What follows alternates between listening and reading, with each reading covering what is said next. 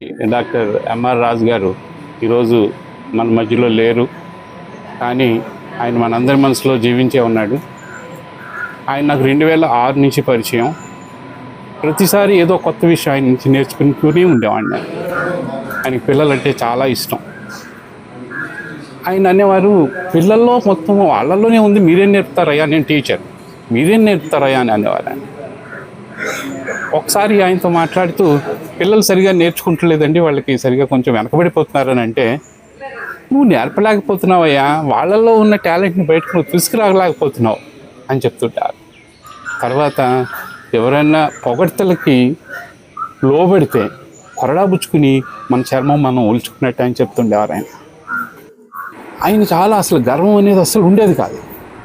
ఒకసారి ప్రశాంతి గారు, కలెక్టర్ గారు ఈ క్యాంపస్కి వచ్చినప్పుడు ఆవిడ ఒక మాట అన్నారు, నేను కలెక్టర్ని అయి ఉండి ఇంత గొప్ప వ్యక్తిని కలుసుకుంటానికి ఇంత లేట్ అయింది అని ఆవిడ ఎక్స్ప్రెస్ చేసిన విధానం.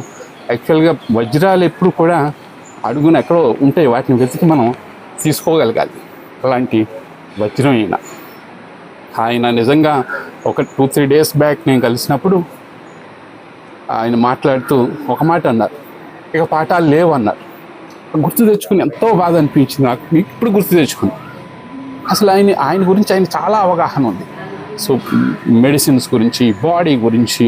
సో ఆయన ఎప్పుడు చెప్పే సలహా ఒకటే, మన బాడీని మనం జాగ్రత్తగా మనమే కాపాడుకోవాలి. మన బాడీ యాక్చువల్గా ఫార్మసీ కోసం తయారు చేయబడింది కాదు, న్యాచురల్గా తీసుకుని అన్నీ మన బాడీని మనం క్యూర్ చేసుకోవాలని చెప్తుంది ఆయన. తర్వాత నోబెల్ ప్రైజ్ వచ్చిన ఆయన గురించి కూడా చెప్పి, ఆయనకు వచ్చింది కూడా కారణం ఇదే అని చెప్పారు. అంత గొప్ప వ్యక్తి, మహానుభావుడు. ఆయన నుంచి చాలా నేర్చుకున్నాం. ఆయన లేకపోయినా ఆయన పిల్లలకి ఎంత ఇన్స్పిరేషన్ అంటే, పెదమిరంలో ఒక స్కూల్ కూడా రన్ చేస్తున్నారు ఈ రోజుకి కూడా.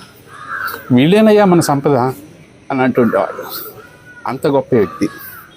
ఇంకొక చిన్న ఇన్సిడెంట్ ఏంటంటే, అబ్దుల్ కలాం గారు వచ్చినప్పుడు సో వివిఐపీస్ లిస్ట్ ఇమ్మని ఆయన అడిగితే ఇక్కడ చిన్నపిల్లల లిస్ట్ ఇచ్చారు.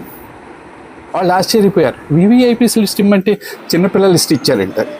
ఆయన ఇంకా గొప్పగా అబ్దుల్ కలాం గారు ప్రతి పిల్లాడికి కనీసం ఒక ప్యాకెట్ తీసుకొచ్చి పిల్లలందరికీ అందించారు. అంత గొప్ప మహానుభావం.